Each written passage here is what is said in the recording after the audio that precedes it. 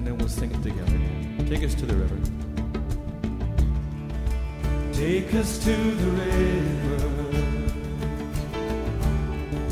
Take us there in unity to sing the song of your salvation, to win this generation for our King, the song of your forgiveness.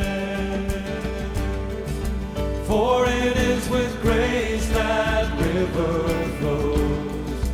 Take us to the river in the city of our God. Take us to your throne room, same melody, let's sing it together. Take us to your throne room. Give us ears to hear the cry of heaven, for that cry is mercy. Mercy to the fallen sons of men. Mercy it has triumphed over judgment by your blood. Take us to the throne room in the city of our God. It's for the Spirit of the Sovereign Lord. For the Spirit of the Sovereign Lord is upon us. This is the year of the Lord.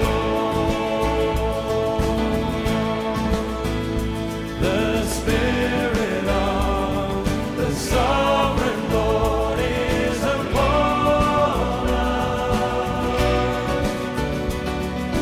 This is the year of the Lord.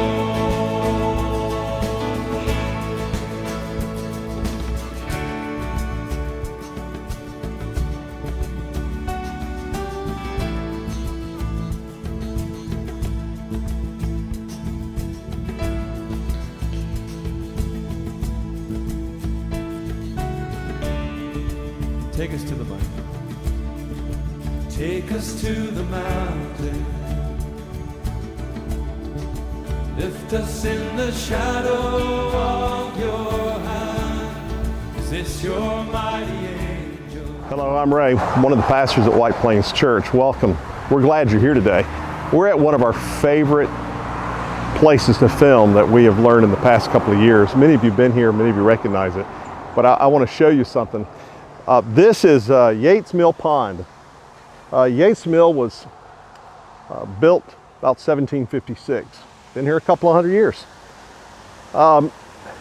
It has provided over 200 years of service. It's the oldest operable grist mill in the county of Wake. And it's also one of the oldest buildings in Wake County to have survived all these years. It's a fascinating building when you go in it, the rare times you can go in it. It's on the National Historic Register, and it's just a fascinating building. We've used it for messaging, but particularly we've used it for Senior Recognition Sunday. Now this building literally changed the future for thousands and thousands of people in Wake County. Prior to grist mill, people would take corn or wheat and have to take rocks or a bowl and take big sticks or other rocks and have to pound the wheat and pound the corn to make their grits or meal, whatever they were doing. And then some ingenious person came up with wheels and water and said, hey, we can power this and create these huge wheels that we're now using for steps, and put those things together and grind this stuff up and do it by the tons and sell it. It was revolutionary. It'd be like the Apple Store is today for people 200 years ago. I mean, just totally revolutionary. For our seniors today, they're going to take a walk. It's a symbolic walk, but it's a walk that they won't catch the whole thing. Their parents and guardians will, but they're going to cross this and they're going to walk through this gate. And it's a symbolic way of saying they're kind of leaving the nest of home and they're going to the other side, trusting God to provide for them. Much like folks would come here to provide provision for them, sustenance for them, and they're going to an unknown future, but a future that they can trust God in. Some of what they have to trust in, they don't even know about. Just like we personally don't know the folks that provided this building. These young people don't know who provided the universities or the jobs or the resources that provided them. There are invisible resources that have created ways for them to move forward. Like our story in Scripture today, the young man didn't realize all that was provided for him and how much he was loved. But one day, these kids will be able to look back on what we're trying to provide for them. And we hope it'll create a space of endearing love, comfort, grace, and mercy for them. Welcome to White Plains.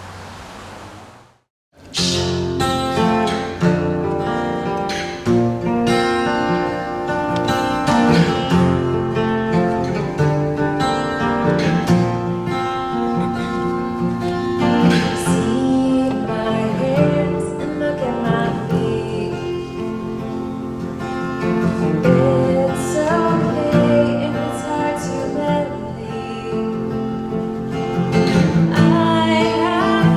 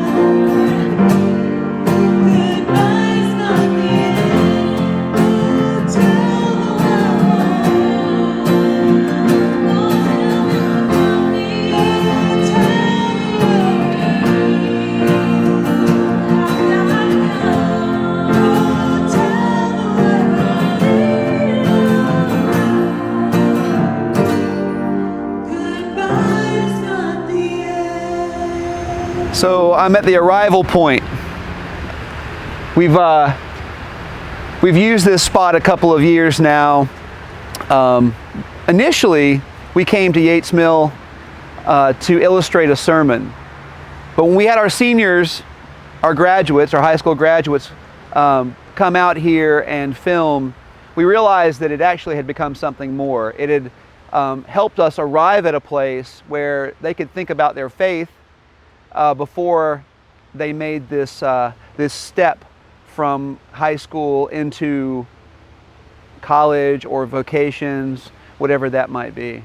So it's about a quarter of a mile from this point to the farthest point across, about where that duck box is over there. It is so far across this pond that they have a, for distant viewing, set of super binoculars here to be able to see what's across. We're thinking about this transition in life that the kids that have been raised in our church, kids that we love and know as our own, are getting ready to experience. What I love about this space right now, though, is that it's a great metaphor for what I think our kids might experience in that transition. So I'm thinking, if I were standing on the other side of this body of water right now and looking at this point that I needed to get to, that I would say, well, I can make this swim. I can. As out of shape and as old as I am, I can swim from there to here. As long as it's deep enough to swim in, right? I can, under my own power, get from that point to this point. I can use my own strength and my awareness and my experience in swimming to get over here. But if I got over here and I were standing here and I said, well, Jay, how did you get here? And Jay would say, I walked across a bridge. I would be like, well yeah, but I did that on my own. Like, that bridge was put there and that's the easy way. I swam from there to here. Jay might say, yeah, but I crossed this bridge one time to be able to experience all the challenges that God has for me. Challenges that, when I'm headed that way after crossing the bridge, will define who I am as a child of God. When I cross that bridge, I'm still going to have challenges. I'm still going to need strength, God's strength. I'm still going to need to engage in a world that does not know who God is. But if I swim from there to here, I'm doing it under my own strength. God's with me, but I have definitely said, I'm going to do this with or without God. My challenge is going to be relying on my own strength, relying on my own power to navigate something that's pretty treacherous, pretty far, dangerous because of the snakes that we saw last year, right? They got to come from somewhere, and they come from here. And I can do it, but can I do it every single day of my life by myself? Knowing God is with me after I get here, but still knowing that I have to make the decision to climb in the water and swim all the way across that distance to be able to get across this water. Or do I cross the bridge? It's just on the other side of that spillway right there, below the mill, that's this wide and probably not any longer than my arm width. Simple and easy. Do I make that decision? God's the bridge builder.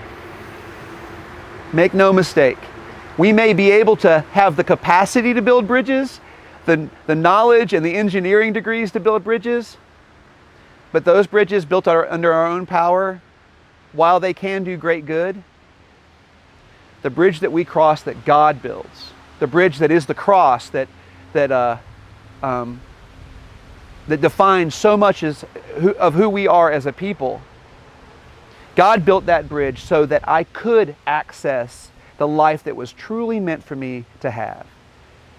That bridge was built for me so that I could live fully into the grace of Jesus Christ.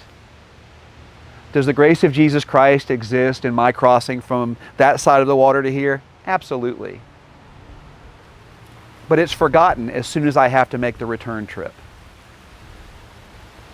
To rely fully on Christ, to cross that bridge below the spillway, means that I am accepting a life that's been offered to me freely. There's the freedom. No longer restricted by whatever we think is holding us back prior to our graduation or turning 18 or going to college or getting our first jobs. The freedom that we're able to have is to be able to choose daily Jesus Christ and say, I've crossed this bridge so that every day I can live fully into the acts of salvation that you've done for me, Lord. We can't make the trip for you. And as the people who have guided you and formed you as disciples of Jesus Christ, we can't tell you that this is the right way either. I can't tell you this is going to make you tougher. Hey, if you do this, life's full of challenges. You can do this challenge and you can do it every day because you're strong enough. I'm not strong enough. I can tell you a ton of things that have resulted in my own strength. But when I've relied fully in the strength of Jesus Christ, it has felt as easy as crossing a little wooden bridge and stepping across into a world that I've not known but can't wait to explore. We want adventure for you.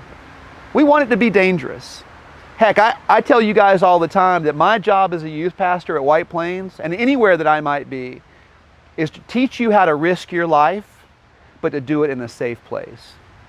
I ain't talking about going from that side of the water to this side. That's not the risk that I'm talking about. The risk that I'm talking about is the risk of crossing a simple bridge, of taking 5 or 6 steps across and into the arms of a waiting Savior. Someone who has established an entire kingdom for you, to have a full freedom to realize who you were created to be. You've got a choice. That is what we look at when we think of adulthood, of maturity in Christ. That's what we've tried to do at White Plains and in your homes and in the relationships that your pastors have with you and the wonderful people at White Plains have had with you. We want to establish you in a faith that causes you to risk your life, to risk every bit of your life that of the things that you want, and to be able to see what Christ has provided for you in a life that is beyond amazement. You think you can be surprised by what's out there in the world? Say yes to crossing that bridge. And don't saddle yourself with having to cross that water every day. And you'll be able to experience what real freedom is. So just down there is the area where our graduates will be crossing to celebrate this rite of passage, this moment in their lives that we are so privileged to walk with them on, right? To be the community of faith that supports them and surrounds them as they make this journey. From where I'm standing, if I were to look over, I can see from a different vantage point, they're crossing. When they're crossing, all they can see is right in front of them and a little bit to either side. But standing up here, I can see it, well, not as God sees it, but with a little bit different angle. And I can see what lies ahead of them, at least a little bit. What a privilege to have this day set aside that we celebrate with our graduates. I wanted to find something out of my little prayer books to pray for them. So would you join me as we pray for their occasion today? Lord, every journey has multiple beginnings and endings. Every step on that journey is something new. May God send angels to guide these graduates on their next step. May the Lord bless and reward them to become better than they are, to become better servants, and challenging them to be better people. May the next steps of their journey receive them, stretch them, enlighten them, and make them ready for the rest of their days. Amen and amen. So Jesus is telling one of the stories to help folk better understand, folk like you and me. And in Luke, he tells one that you may well be familiar with. Listen and see if this is a story you've heard before, but also listen and see how it speaks to you. Jesus said, a certain man had 2 sons. The younger son said to his father, Father, give me my share of the inheritance. Now you do need to know this about the culture of that day. That would be like him telling his father he didn't matter at all. The family didn't matter. It was all about him, and they were being discarded. It would have been shameful in the eyes of the Jewish community. But then the father divided his estate. He could have disowned the boy right then and there. And he divided it between the 2 boys. Soon afterward, the younger son gathered everything together and took a trip to a land far away. And there he wasted his wealth through extravagant living. When he had used up his resources, a severe food shortage arose in that country, and he began to be in need. He hired himself out to one of the citizens of that country, who sent him into his fields to feed pigs. Now picture that. He's a boy of Jewish heritage. Pigs are unclean. He sent him into the fields to feed pigs. He longed to eat his fill from what the pigs ate, but no one gave him anything. When he came to his senses, he said, how many of my father's hired hands have more than enough food? But I'm starving to death. I'll get up and go to my father, and I'll say to him, Father, I've sinned against heaven and against you. I no longer deserve to be called your son. Take me on as one of your hired hands. So he got up and went to his father.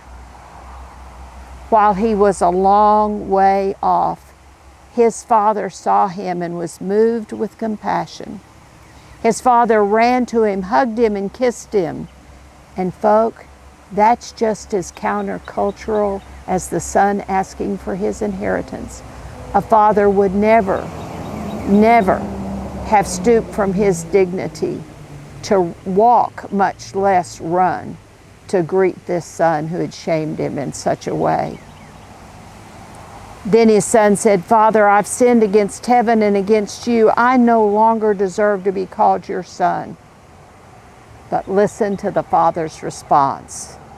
The father said to his servants, quickly, bring out the best robe and put it on him.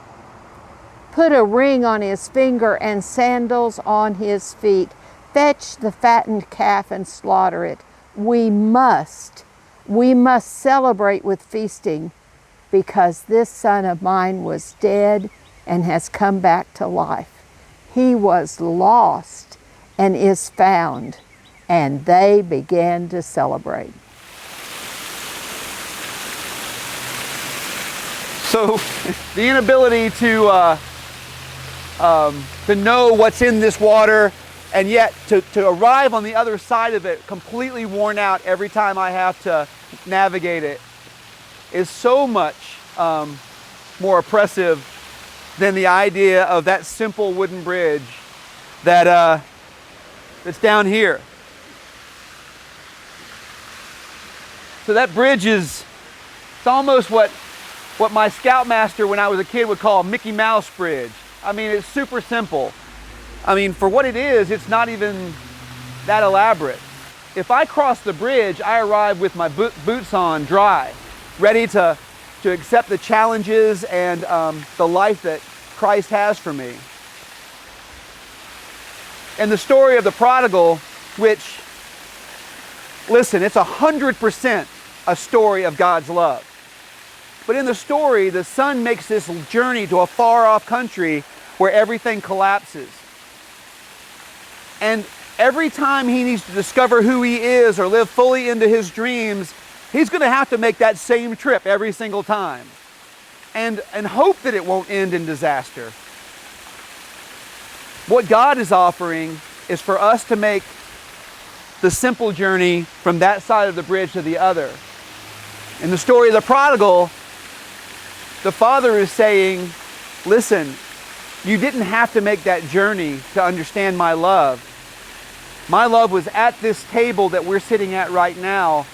All you needed to do was to reach across and take my hands that were already extended there for you. Picture that for a second. Picture that giant body of land that you've got to cross into a foreign land to lose everything and lose even who you are and return to God's love, which is amazing that it's there available for you and that it always is there for you. But think about that love being with you right now, and to live fully into it is just to reach across the bridge, just to step across the bridge. The younger son, the prodigal, makes the mistake of thinking that he'll discover who he's supposed to be and who he is by going through a hard journey and then suffering when he's there as some sort of punishment to be able to deal with that failure. He does not realize until much later that who he is was a person at the table already who was very much loved. He didn't need to leave to know God's love. So if I had a guest with me today and he were the prodigal from the story, he would probably say, the journey made me tougher, and I'm glad that I took it because now I know God's love. And then he would probably say, but I wish that I had paid attention and acknowledged that love that was already available to me before I ever had to make the journey. That's what we're asking you to consider. We're asking you to make the decision to live fully into that love today, and let every decision you make, every choice you make be in that love that you already know is available to you. So when you see my friends, our high school graduates, make the journey from the top of those stone pathways to across the bridge and up this staircase, that's what this is representing. The encouragement, the hope that they will begin in prayer and continue in a journey made with Jesus Christ.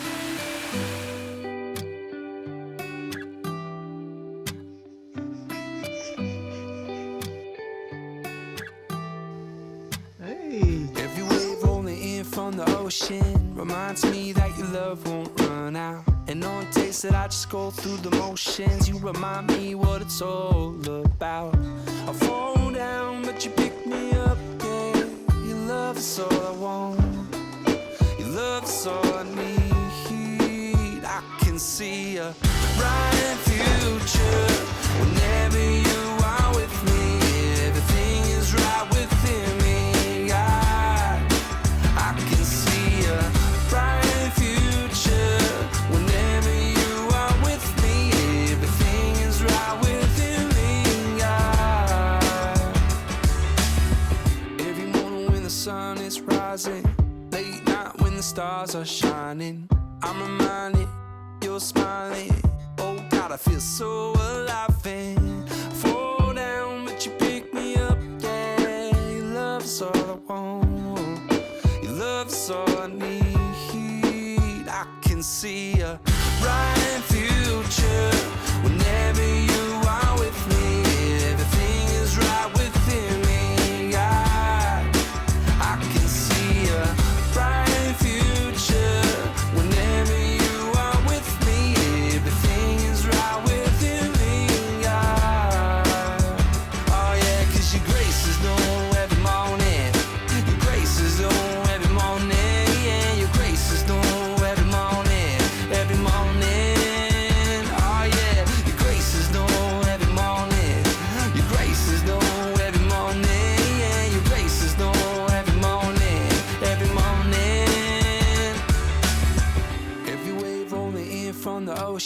reminds me that your love won't run out. And on days that I just go through the motions, you remind me what it's all about. I fall down, but you pick me up, yeah. Your love is all I want. Your love is all I need. I can see a bright future whenever you are with me. Everything is right within me. I can see a bright future whenever you are with me. Everything is right within me. Oh yeah, 'cause your grace is new every morning. Your grace is new every morning. So what was it like for you last year to stand there and watch your sister walk, and what's on your mind as you're about to make that walk? Well, last year I don't know that I really assigned as much weight to it as I am this year. I was like, okay, this is a thing that we're going to do. Like it's, you know, I'm coming. But this year, it's really like, I mean, it was symbolic last year, but now for me, it's like, okay, I'm actually like graduating and leaving and going somewhere else. So that's kind of what I've been grappling with lately, is that idea that I'm actually like crossing this bridge, going to a different part of my life. So How's your faith going to look when you're in college? I guess really the same way that I've tried to be for as long as I can, just loving other people and trying to take care of people and just doing what I can to help has really been like the big thing that I've really done that I feel like is God. And bringing people to church with me, I've also always... Yeah, you're good at that. You're great at that. I'm good at convincing people to come with me, so that's another thing that I think that I really would want to do. Helping others, that's what I've always wanted to do. I mean, I used to want to be a teacher or a nurse or a comedian. Now I'm here. This is where I landed. And all of those things, they all have in common making people laugh, teaching people, helping people. It's all helping people. And though I'm going into music, which is something that I'm passionate about, I'm planning on this elaborate dream of mine. I'm planning on making a record company that signs people who may not have otherwise gotten the opportunity. That's just the main part. I just want to help people because to me, music is music, and I was taught that through church. And when we put all these, contracts and put money and fame in the way, we lose the meaning of the music and we lose the people behind it. And I want to just keep music the sacred thing that it is, whatever genre it is. It doesn't matter. I think that's one of the things that you especially have done and laid out very well in comparison to a lot of people. No matter who you are or what you've done beforehand, being able to see that anyone can come and join us around here no matter what's happened, as long as you're willing to come with an open mind of sorts, that everyone is welcome. I think honestly that's just one of the main things I've picked up as a general. The fact is how relentless the love is from God and from the community as I've been established in this church through God. I feel how heartwarming and welcoming that can be to people, whether you've been around or the first time here. It's always a nice feeling. Well, I've been to a couple churches before, and I feel like this one is one specifically that, some churches you go to and you feel like maybe not everyone is accepting each other, but here I've never seen anybody or say anything that has discriminated against anybody. You're nice to my kid. And any dad will say, if you love my kid, I love you. But it's not just Bennett. It's any little kid that gets in underfoot. I think it's just like the older I get. When I was younger, I would be mad at somebody messing around. But the older I get, I just try to not get mad at little kids. And just, I was little too once, and I was probably making other people mad. So I just try to accept them. And well, I have a favorite verse. Yeah, roll. That I think about all the time. It's Philippians 4:13, and I can do all things through Jesus Christ. What's God talking about, you think, when... I think what he's saying is even when you feel alone or you're trying to get past like a death in your family or something like that, you know, you can get through it because he's there. I think it has multiple meanings. Yeah. I want to say thank you to everybody who's volunteered with Sunday school and youth group and all the adults that have been there for me, and you guys have really taught me a lot and how to be a better person, and it's made me want to come to church more, so thank you.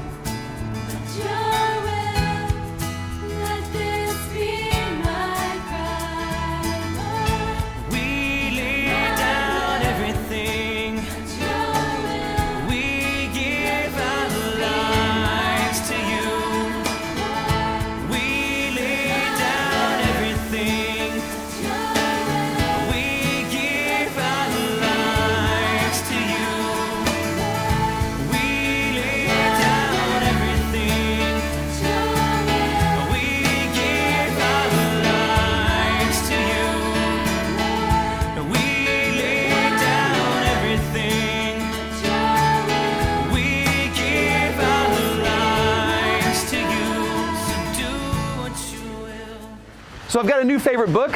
It's the Voyage of the Dawn Treader. It's part of the Chronicles of Narnia series. I thought it was just one book. I just thought it was a Lion, Witch, and the Wardrobe, but you know, I love learning new things.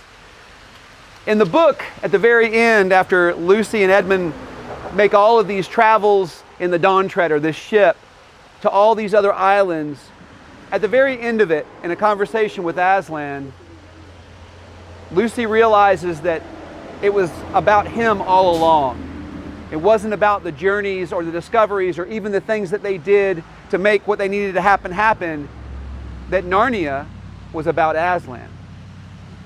In the story of the prodigal, it's the same story. It's the same thing. At the end, the prodigal realizes that it wasn't the journey that he needed to go on.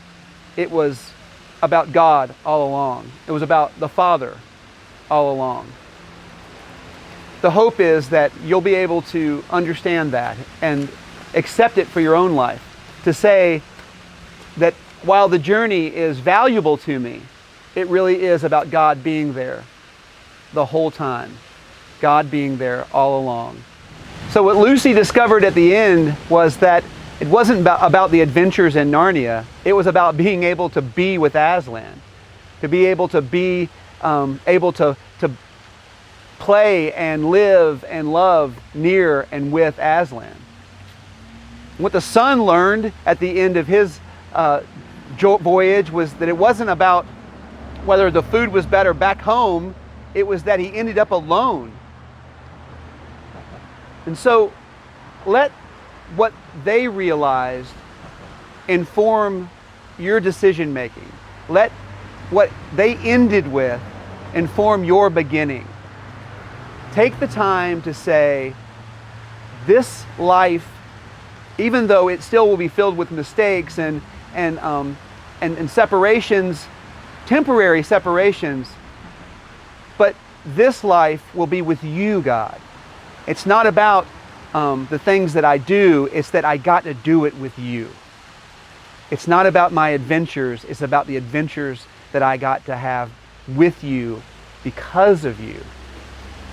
And that's true whether we are 18 or 108. We're able to live fully into the adventures God has for us in a beautiful way, and able to have that every single day to inform and to continue to form our lives. Thank you for worshiping at White Plains.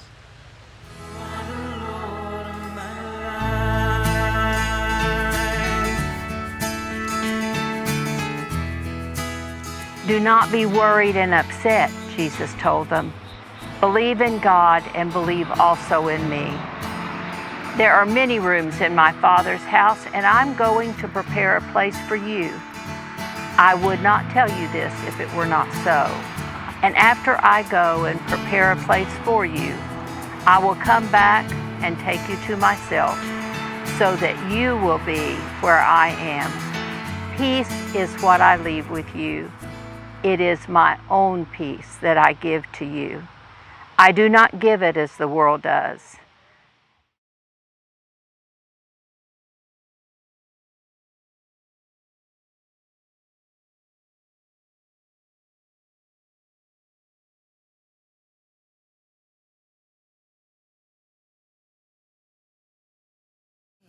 To the whole world knows until they know. Make it louder and louder. Make it louder, make it louder. Hey, make it louder, make it louder. Come on, sing it out. Until the whole world knows. Make it louder, make it louder. Hey, make it louder, make it louder. Make it louder, make it louder. To the whole world, until the whole world knows. Make it louder, make it louder. Hey, make it louder, make it louder. Make it louder, make it louder. To the whole world, until the whole world knows. Make it louder, make it louder. Make it louder, make it louder. Make it louder, make it louder. Until the whole world knows. Make it louder, make it louder. It's just who you are, God. And it's what you do, God. I will never ever be silent. Let the storms rage on. Let the winds begin to blow.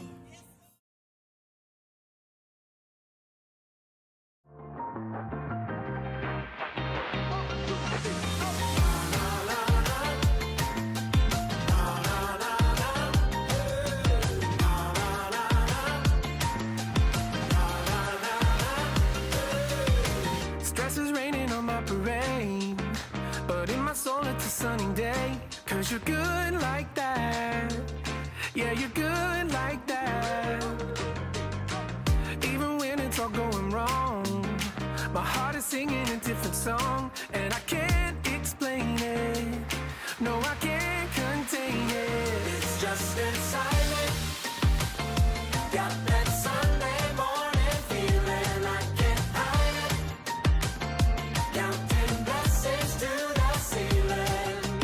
I believe that you are working everything for good. No denying, your love is shining. That Sunday morning feeling. That Sunday morning feeling.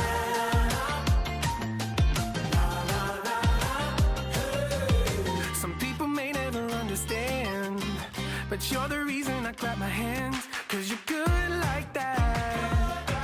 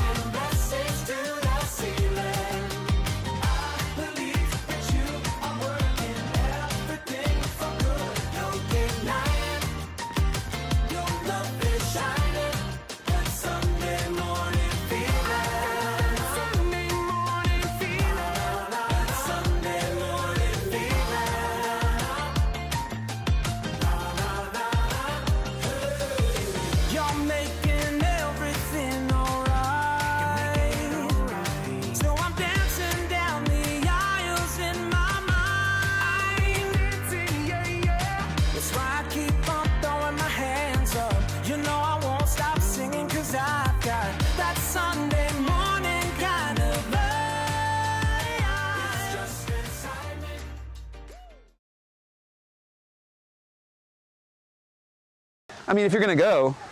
Go in a hot air balloon.